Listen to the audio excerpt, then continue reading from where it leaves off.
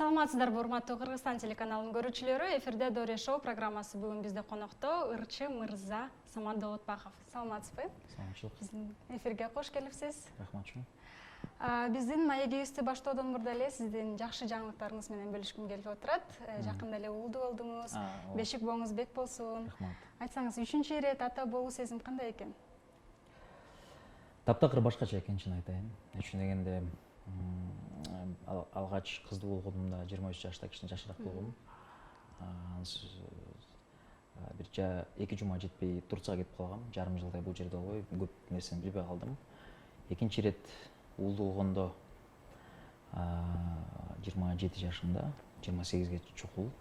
Анда как раз карьерам баягы банктагы карьерам күчтөнүп, жаңы орунга орношуп, как раз бир филиалдын мүдүрү болуп чыгып, 24 сааттын ичинен айтор бир 14-15 саат ушул жумушта болуп аттым да. Андыктан уулумдун да өскөнүн билбей калыптырмын. Азыр болсо ошол 40ка жакындап калганда, 30тан өтүп калгандан кийин негизи балалуу болуш өтө башкача бир сезимдерге ээ болот экенсиң. Андыктан азыр ар бир күнүмдү бир кандай десем, башкача бир сезимдер менен ошол уулум ар бир күнүмдү максималдуу түрдө өзүмө мындай жаттап, билип, кандай десем, аң сезимин түшүнгөнгө аракет кылып атам.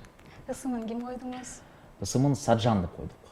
Мен өзүм койдум. Саджан деген бул негизи индиялыктардын аты.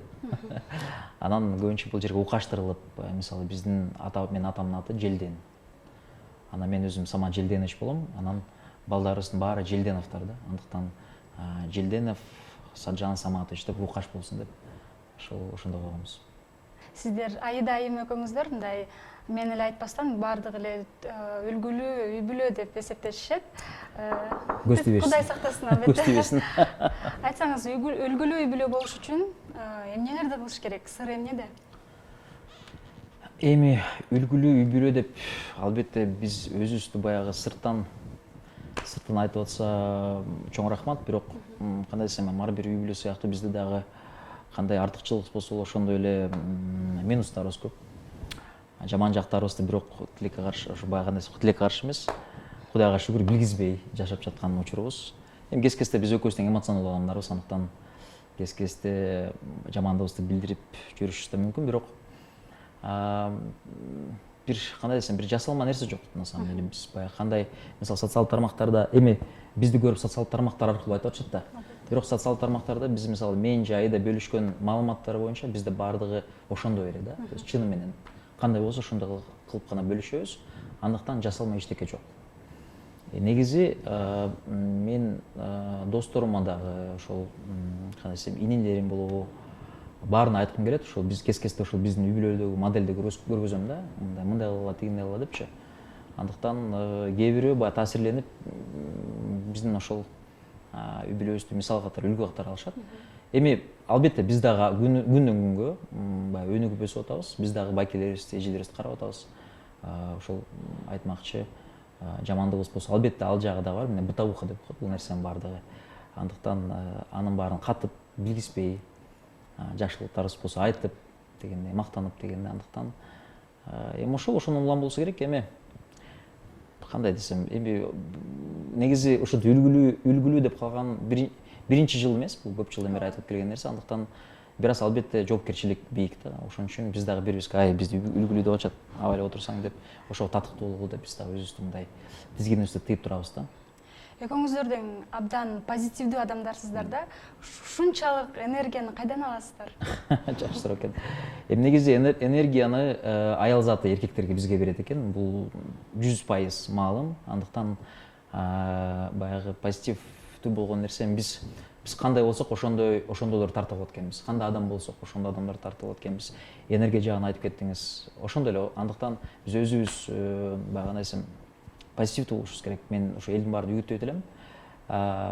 Мисалы, эми ар бир нерсенин эки жагы болот. Баягы, как говорят, у монеты две стороны да. Андыктан ошол жакшы жагын, эми ар бир нерсенин жакшы жагы, жаман жагы бар. Анын жаман жагын байкабай, көрүмүш болуп, мындай көрбөй, көрмөксөнгө салып, анан жакшы жагын гана байкап жүрсө, бул бай бүт нерсеге. ситуацияга жараша болушу мүмкүн, ошол адам болобу, жакын адамың болсо тем более да, жакшылыгын жашырып дегендей. Андыктан биз балким ошону жамандыгыбызды жашырып, бири-бирибизге болгон акыл насаатыбызды айтып, бул жерим мындай болуп атат, мен сага айтпасам ким айтат, давай могу жериң моңдо депчи, мисалы бири-бирибизге айтып мотивация кылып турсак, мен оюмча бул жакшы нерсе. Андыктан ошол бири-бирибизди мотивация кылып, жакшы жактарыбызды көтөрүп иштешип атабыз. Ошо. Ал эми ар бир эле үй бүлөдө казын аяк кагышат эмеспи? Албетте. Ошол сымал келинчегиңизди таарынтып алганда кантип таарынычын жазасыз? Балким сюрприздер болсо же белектер болсо? Бул эми албетте бул өтө чамда кездешет. Таарынтып алабыз, эл катары эле мен да таарынтат, мени көбүрөөк таарынтат деп коеюнчу. Тамаша. Бирок эми ситуацияга жараша мындай бир кандай десем, белгилүү бир формулам жок. Анан бир момундай бир баягы кандай десем, ар бир нерсенин бир өзүнүн процедурасы болот, алгоритмы болот, инструменти болот. Бирок менде андай нерсе жок экен. Андыктан ошо ситуацияга жараша кандай болуп калды. Мисалы, көбүнчө биздин кызыбыз чоңоюп калды. Андыктан кызыбыз мисалы мен уже келинчегиме сүйлөшпөй койсом, ортомчу кызым чыгат. Мага чалат, жазат, мама мынтип тигинти деп көр, мамаң өзүң айт. Өзү кылсын, бүтүрсүн деп, же наоборот. Мен көбүнчө кызым аркылуу айтпайм, бирок ошо мамасы көп колдонгон инструмент да бул. Бирок эми бул да жакшы нерсе экен, эми карабайсыңар баягы бул канча бир кызым азыр 12-ге чыкайын деп калды. 1-2 жылда ошол пайда болду да, буга чейин эми албетте. Мен азыр эсимде жок, чын айтсам бул нерсенин баарын унутам да, мен көп нерсени унутуп калам. Жамандыктын баарын унутам. Кескесте отурганда мынтпедиң белең тигинтилерге эсимде жок, мен көрүм кандай адаммын көрүп, ушу жамандыктардын баарын унутуп, только гана жакшылыкты эстеп жүрөм депчи. Ошон үчүн чын айтсам, илгери кантип жашаганбыз, кантип баягы бир консенсустарды таап чогулгонбуз билбейт экенмин. Бирок албетте үй бүлөлүк, өзгөчө үй бүлөлүк мамилелер үчүн күнүгө иштеш керек. Бул туура нерсе. Мисалы, мен аял алып алдым, болду, меники деген болбойт туугандар. Андыктан ар дайым адам баягы күнүгө өсүш керек, күнүгө өзү менен өзү өзү үчүн эмгектенип, билбейм, билимин арттырыш керек. Тем более мамиле деген, үй бүлөлүк мамиле бул таптакыр башка нерсе. Бул баягы океандай эле да, бул канчалык сүзсөң ошончолук дагы баалуулуктардын баарын таба албайсың, туура айтасың. Андыктан күнүгө ошо изденүүдө болуп иштешибиз керек деп ойлойм. YouTube каналыңыздан сиздин ар кандай каверлериңизди угуп калабыз. Анан карындашыңыз Пери менен болгондо каверлериңиздер бар. Анан ошол карындашыңыз жөнүндө сөз кылсаңыз, сахнага аттанууга кыялы барбы же ырчы болом десе аны колдойт белеңиз? Албетте Перизат карындашыбыз азыр биз үй бүлөбүз менен баарыбыз сыймыктаган ушундай кызыбыз бар. Мен өзүм ал кызды чоңойтуп өстүргөм деп коеюнчу. Экөөбүз аябай жакынбыз, мамилебиз аябай жакын. Андыктан ошо ырдап баштагандан бери, негизи көп жылдан бери ырдайт, өзү профессионалдуу бийчи. Ошон үчүн баягы бул музыкага болгон мамилеси өтө бийик да. Анан андыктан ошон үчүн баягы ар бир ырды, кавер болобу, башка болобу, бул алгач кандай десем, кабыл алып анан ырдайт. Ошон үчүн баягы аткарган ырлардын баары бийик деңгээлде болушу керек. Көп суроолор, бул менин YouTube каналымда эң популярдуу суроолордун бирөөсү. Перизат эмнеге ырдабайт, каякта катып жүрдүң элең деп менен көп сурашты. Эми катып жүргөн эмесмин. Болгону өзүнүн азыр кандай десем, баягы максаттары башкачараак. Кичине азыр үй бүлө күтүп, жаңы эле алда уулдуу болду. Биз экөөбүздүн уулдарыбыздын айырмасы 4 күн. Андыктан Перизат сен да бешик болгон бек болсун, дагы бир ирет айтып коеюн. Анан андыктан азыр анын бир аз приоритеттери башкараак. Ошол бир аз өзү жеке иштери бар, ошол иштери менен алек болуп атат, үй бүлөсү менен алек болуп атат. Андыктан ушунун баарын баягы оңдогондон кийин балким кайра ырдап баштайт. Бирок эми биз могу кавер ырдагандарыбыз бул убактылуу нерсе болуш керек. Эми биздин чыгармачылыгдан болгондон кийин кескесте ушинтип сахнага чыкпасак да, ушуна студиябызда ырдап коюп, элге тартууласак, ошол энергетиканы бергендей болот экенбиз да. Мен мисалы ошол бир кавер жаздыргандан кийин кадимкидей бир жумага, бир айга мындай токтолуп калам да, өзүмдүн жумуштарым менен жүрө берем. Андан кийин кайра мындай сыгылып башталат. Самат кайра бирдемке чыгарышың керек, ырдашың керек деп ичимен бир аң сезимдер ойгонуп, ошондо кайра барып анан студияга барып жаздырып коебуз. Ошондо эми Перизат ойлойм, буюрса келечеги кең болуш керек деп ойлойм, буюрса өзүнүн жолун табат болуш керек деп ойлойм. Ал эми жакында эле бул Асман проектисинде жаш өспүрүмдөрдүн арасында, мисалы тактап айтканда 7 жаштан 14 жашка чейинки бөбөктөрүбүздө конкурс болду. Бул өзгөрүү кимдин тараптан сунушталды кичинекей балдар? Бул негизи батыш тараптарын карасак, мисалы батыштагы конкурстарды карасак, The Voice, там America's Got Talent, British Got Talent сыяктуу чоң ири конкурстарда бул нерсе ар дайым болуп келген. Чоңдордун конкурсу жана кичинекейлердин конкурсу депчи. Андыктан бул да асманга келе турган нерсе болчу, бирок убактылуу качан келет деген бир суроо. Ошол 3 жылдан кийин келиптир. Эмне үчүн дегенде өткөн жылы 3-чү сезонубузда кайрылуулар тарабынан кичине азыраак болду да заявкалар. Андыктан балким биз да ойлоп койдук, ошо өспүрүм жаштарга баягы суроо талкуу көбүрөөк болуп, ошол тарапты кылсакпы депчи. Бирок албетте бул продюсерлордун чечкен нерсеси, организаторлор Асыл Баш Креатив деген компания, ошолор өздөрү чечишип кылышты. Мен болгону жакында ошо жюри катары да катышып келдим. Жакшы болду, бирок өтө кыйын экен. Мисалы мен ал жерде баягы туруктуу калыс эмес, мындай бир эле жолу, бир эле программага келген бир калыс болдум. Өтө кыйын экен.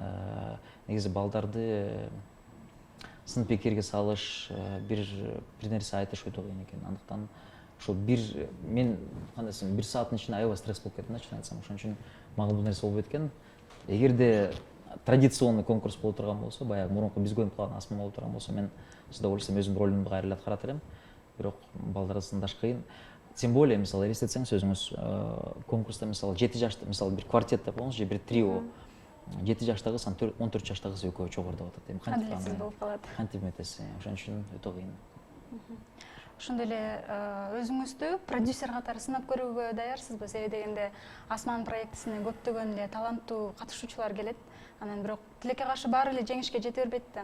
Анан жеңишке жетпегендер дагы абдан таланттуу болот. Анан ошолорго бул дагы мен YouTube каналымдагы болгон эң популярдуу суроолордун бирөөсү.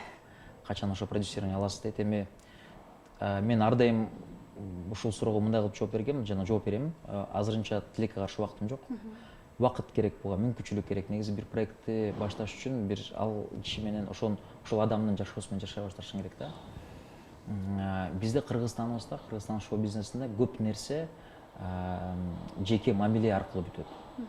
Мисалы, эгерде сен мына профессионалдуу мамиле менен бүтүрө албайсың көп нерсени, мисалы, сен компанияң менен мен компаниям кызматташалы деген нерсе болбойт.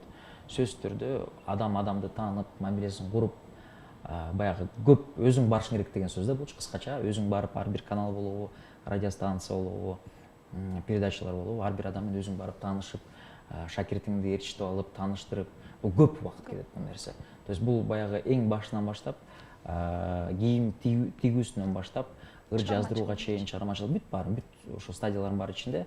Андыктан продюсер баягы ошол эле артисттин эмесин, жашоосун жашап калат да. Андыктан бул өтө кыйын нерсе. Азырынча менин тилекке каршы убактым жок анчалык. Ошон үчүн билбейм, азырынча айта албайм качан башталат, иштеп баштаймбы же баштабаймбы такыр билбейт экенмин, бирок оюңузда барбы бирок? Иштеп баштасам балким ошо карындашыман баштамакмын. Бирок карындашыма буга чейин 3 продюсерден сунуш түштү. Үчөөнү тең четке какты. Андыктан меникин да четке кагып коюшум мүмкүн. Ошол бирок билбейм, ошол мен эң таланттуулардын бирөөсү деп өзүм карындашым деп элем, андыктан иштешсем өзүм менен иштешмек. Ошо карындашыңызга дагы көптөгөн жакшы тарапта болгон комментарийлер көп түшөт. Азыркы ырчыларга караганда деңгээли алда канча өйдөрөөк экен деп. Балким баштап көрсөз, балким сиз үчүн дагы чоң жетишкен болот деп. Буюрса азырынча бүгүн оюбуз ушундай болуп атат. Эми негизи адам баласы ошондой турбайбы, күнүгө ой өзгөрөт экен. Андыктан эртең турганда балким мен оюм таптакыр башка болуп, ошол жерге эми көрөрбүз, жетербиз билбейт экенмин азырынча. Ошондой эле сиз абдан саякаттаганды абдан жакшы көрөсүз. Кайсы мамлекет өзгөчө болду сиз үчүн? Мен Индияны өтө жакшы көрөм. Индияда биз 3 жолу болгонбуз. Андан тышкары негизи бул ушул чыгыш түштүк тараптарында практически бүт өлкөлөрдө болуп турбуз. Анан эми ар бир өлкө, ар бир мамлекет өзүнүн ошо культурасы уникалдуу болуп келет. Андыктан бири-бири менен салыштыруу өтө кыйын. Мисалы, көбү эле суралат, кайсыл өлкө жакты, кайсыга баргың келет деп. Мисалы, албетте Таиланд жакка бара турган болсоң, Таиланд, Вьетнам, Бирма, Шри-Ланка, Сингапур, Малайзия эмес. Ошол өлкөлөрдө мисалы мен тамагынан кыйналып калам бир аз. Эмне үчүн дегенде обиходто көбүнчө чочкон эти. Анан бизге ошол өтө кисловоздор беришет да көбүнчө. Эмне үчүн дегенде ал жерде аба ырайы 0 градустан ылдый түшпөйт, андыктан адамдары өз ошол бактерияларды өлтүрүш үчүн ар дайым ачуу жейт. адамдагы баягы бактерияды өлтүрүш үчүн ар дайым ачуу жешет. Андыктан ошого жараша баягы өздөрүнүн ден соолугун карайт да.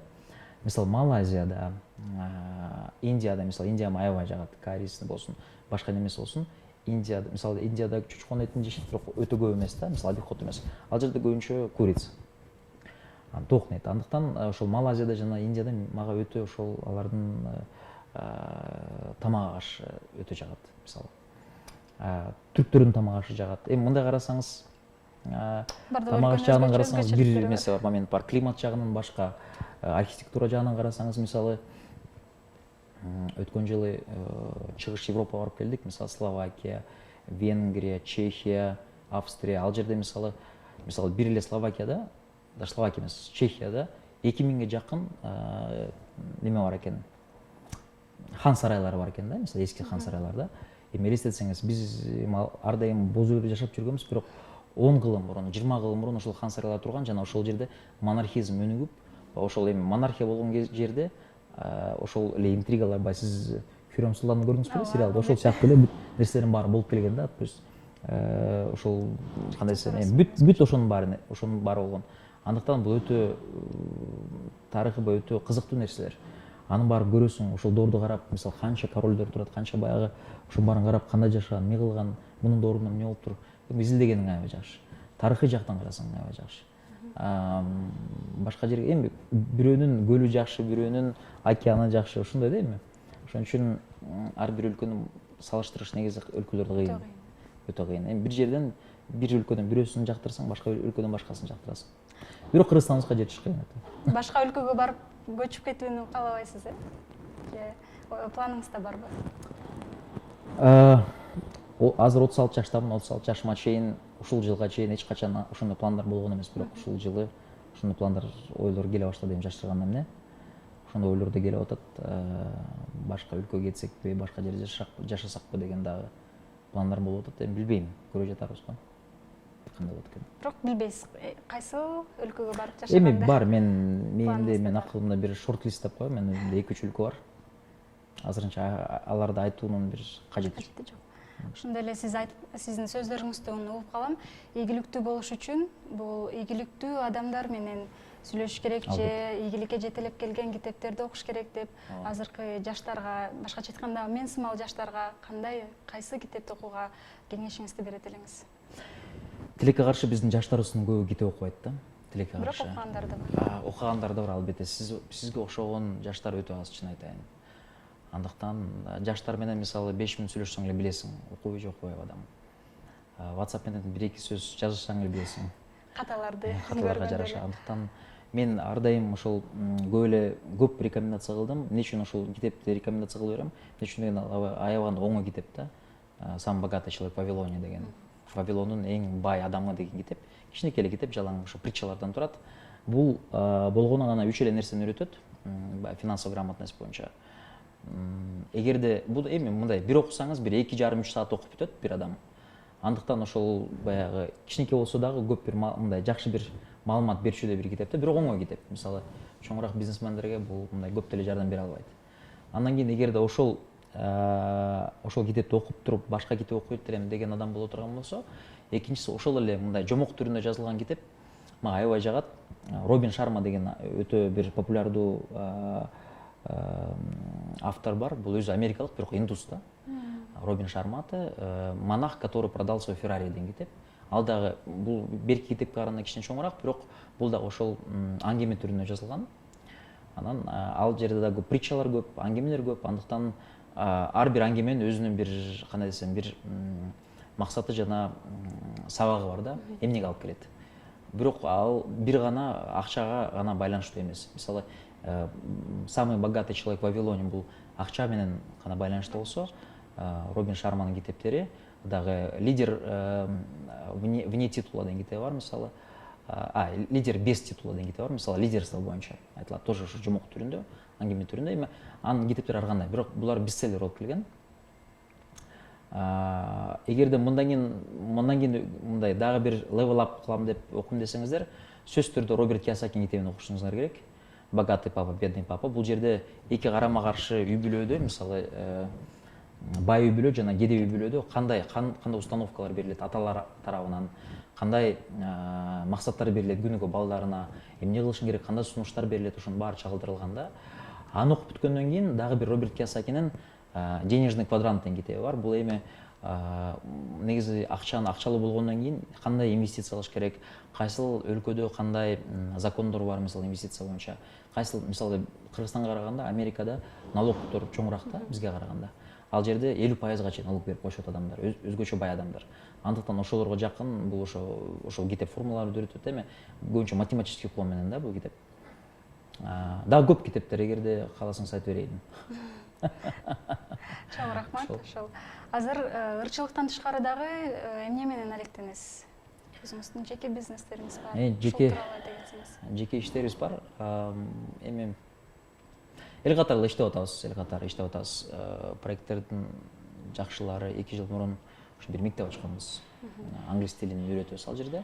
Жакшы бир мектеп деп ойлойм. Мындай бизге келген адамдар ыраазы болуп кетишет. 200ге жакын адам окуйт бизде. 150ден 200ге жакын болуп калат. Ар кандай болуп саны өзгөрүп барат, бирок биздин аурабыз жакшы. Өзүм да ошол офисим ошол жерде отурам. Бишкекте 9-микродон жайгашып алган, Стаффорд тил борбору деп атышат, англис тили боюнча. Андыктан эгерде англис тилин үйрөнөм десеңиздер келиңиздер. Андан тышкары Интержоп деген бир компания ачканбыз. Бул сыртка өзгөчө Россияга жумушка жиберебиз адамдарды. Ошол азырынча тилекке каршы жабылып калды. Эмне үчүн дегенде ошол азыр чек аралар жабык.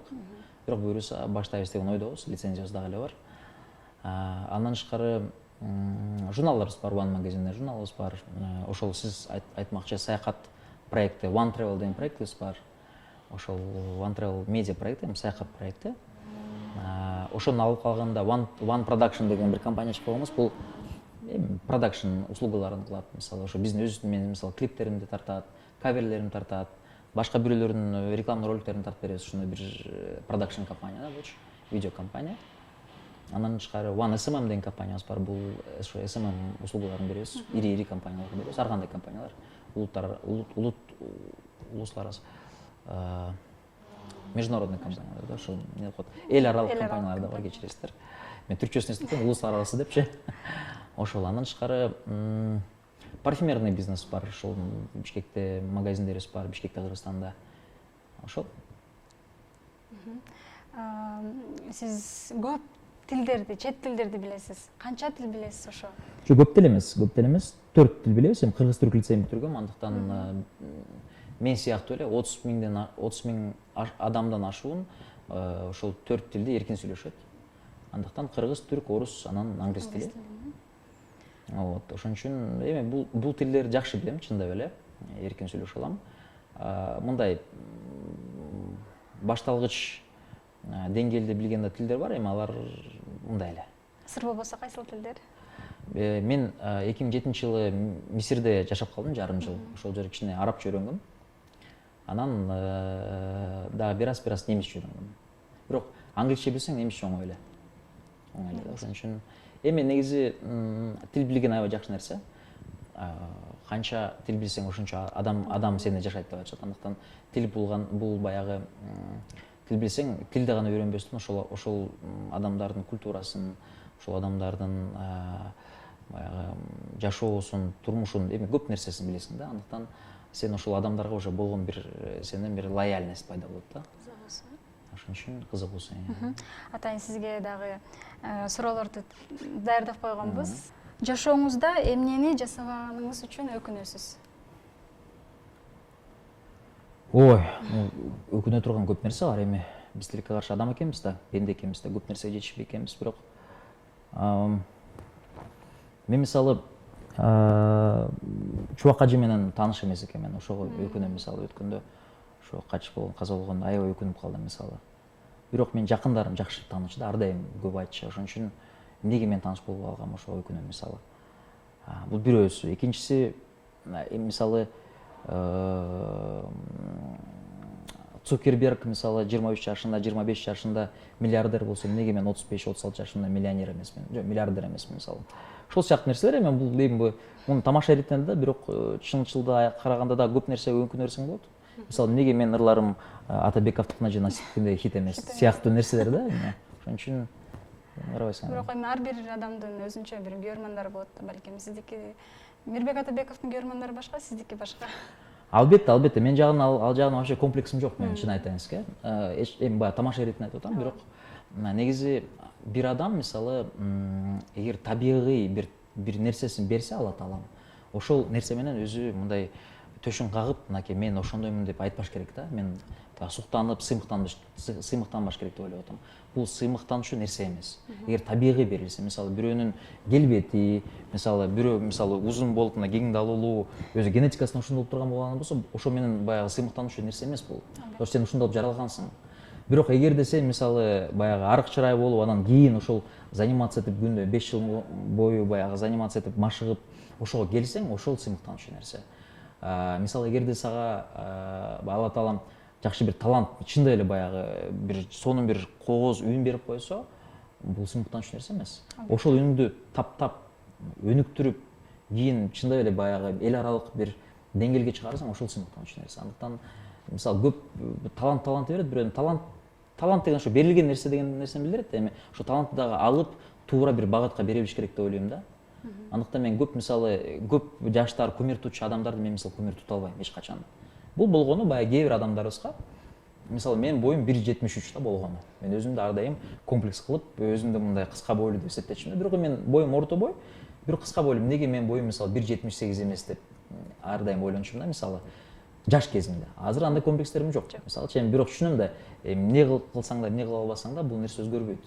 Демек муну кабыл алып, башка нерсенин үстүндө иштешиң керек деп ойлойм да. Андыктан кээ бир мисалы ошол эле достор карап, "О, бойлор карачы кандай экен, мындай сонун узун бойлуу" деп дагы сыймыктанып тийишип койсоң да болот. Бирок эми алар дагы башка жагын өнүктүрүш керек деп ойлойм да. Ошо менен сыймыктанып жүрбөйчү. Албетте. Ошол. Экинчи суроом, сиз уккан эң акылдуу ой кайсыл ой? Же башка адамдардан уккан ойбу же? Ооба, мен жакшы бир жакында эле окудум. Жакшы бир ой бар, ошону эми эң акылдуу болбосо керек, бирок мага ошол акыркы күндөрү мээме таасир этип, таасир калтырыптыр да. Мындай деп атат кыскачасы. Сен балким сен дүйнөдөгү бүт китептердин баарын окушуң мүмкүн. Дүйнөдөгү эң чебер ораторлорду угуп, ошолордун мастер-класс тренингтерине барышың мүмкүн. Бирок эгерде сен ордуңан туруп кыймылдабасаң, булардын баары текке кетет деп айтылат. Андыктан эмне гана укпа, же каяка гана барба, бирок ар дайым сен бир изденүүдө болушуң керек, бир кыймылдашың керек дейт. То есть ты должен всегда двигаться. Ошо. Жашооңуздагы сиз үчүн эң оор жана эң кыйын тажрыйба деп эмнени эсептейсиз? Эң оор жана эң кыйын тажрыйбабы? Мен Кудайым ушунчалык жакшы көрөт экен, мен билесиңер, буга чейин жашоом аябай жеңил жана оңой болуп келген да.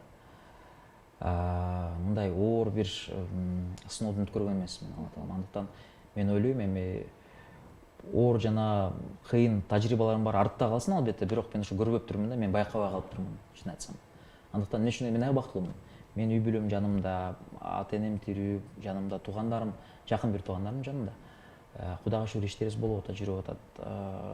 Эми баары жакшы, мындай жаман деп айта албайм да. Шүгүр да. Ошон үчүн көрүп атабыз да, эми кандай десем, сокур эмеспиз, дудук эмеспиз да, көрүп атабыз ар кандай ситуациялар болот экен. Андыктан Кудайга шүгүр.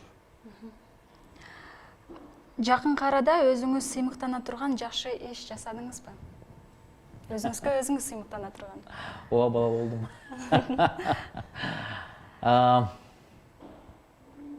Ооба, сыймыктанчу жакшы нерсе бар.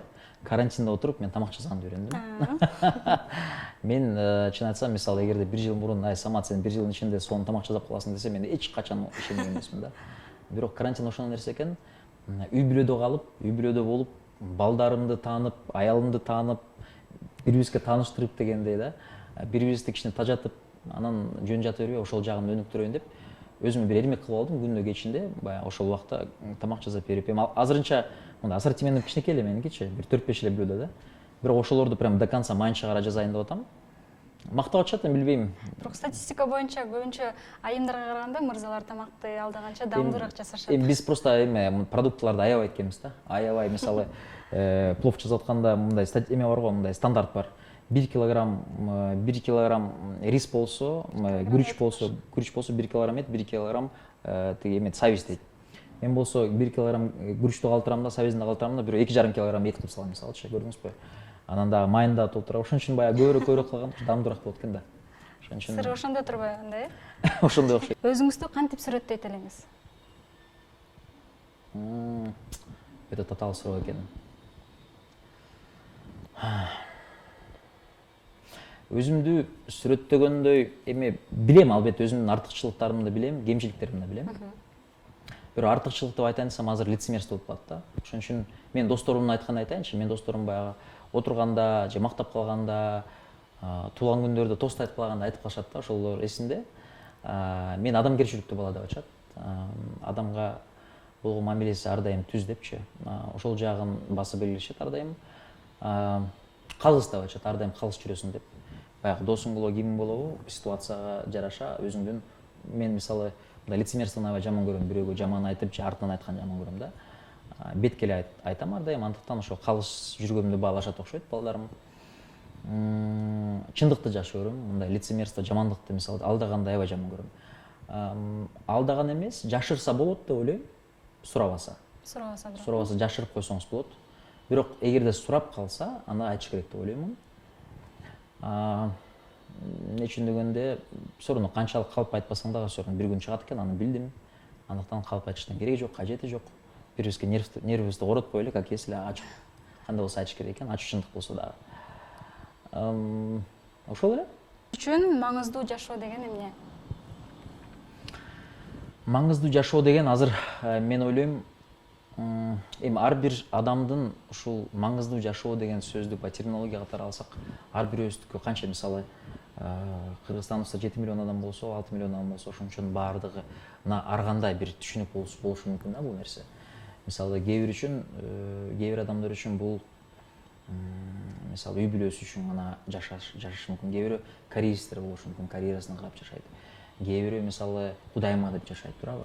Андыктан ошонун баардыгын бир алып, тең бөлө билип, жана жашооңду мисалы 24 саатың болсо туура пайдаланып, ошол туура убактыңды бөлсөң, менин оюмча ошол эң маңыздуусу болуш керек деп ойлоп жатам. Ошол. Акыркы суроо. Өзүңүздүн кандай жаман сапаттарыңыздан арылууну каалайт элеңиз? Ой, жаман сапаттарым көп.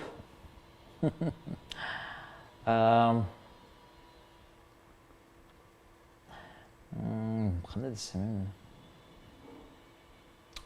жаман сапаттар эми Арыла албай айткан балким сапаттарыңыз болсо. Адам, кандай десем, ак көңүлдүк жагыман, ошо бир адам мисалы мага бир терс нерсе кылып койсо, бат эле унутуп калам да.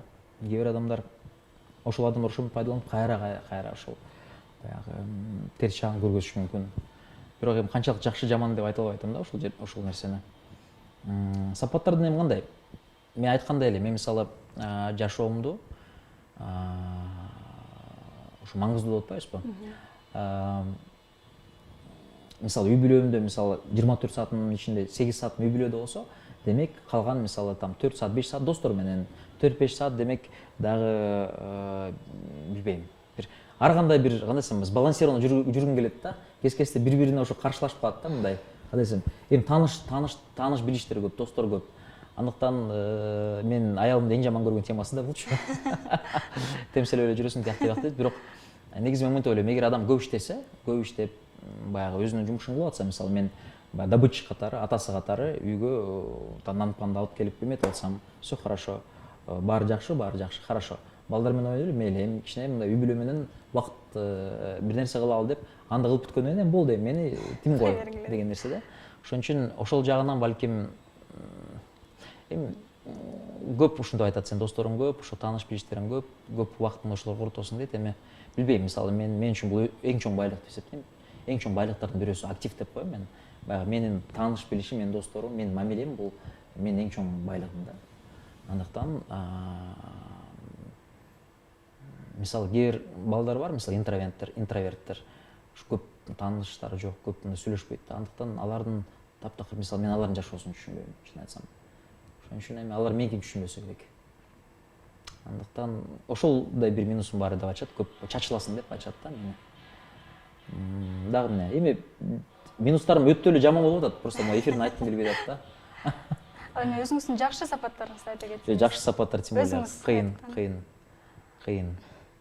Жакшы сапаттарды мен айтпай эле коеюн, эл айтсын. Макул.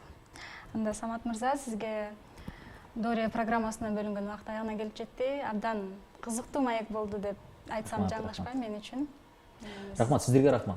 Жакшы, сиз даярданып турсуз. Кээ журналисттерге караганда ато чакырышаттыгынын суроолорун туура эмес бере алышат. Негизи интервьюнун жакшы болгон жагы ушул сиздерден көп нерсе эстелет. Туура суроолорду берсеңиздер, мен ойлойм, ошо геройлорду туура баягы кандай десем, туура ачасыздар да. Андыктан сиздерге рахмат. Ийгиликтер сиздерге. Буюрса Дория программасынын биринчи алгач жолу келип атам, бирок акыркы жолу болбосун. Албетте. Буюрса дагы жакшылыктарда көрүшүп туралы. Пандемия болбосунчу. Албетте. Пандемия болбосо эле ошо маскабызды чечип коюп эле жаштанкай көрүшүп, ошол бири-бирибизге болгон кандай десем, саламаттыкты көргөзүп, сый-урматыбызды көргөзүп жүрөлү эле. Сизге чоң рахмат, убактыңызды келип бөлүп бергениңиз үчүн. Анда эмесе Дория программасы аягына келип жетти. Эфир аркылуу көрүшкөнчө сак саламатта калыңыздар.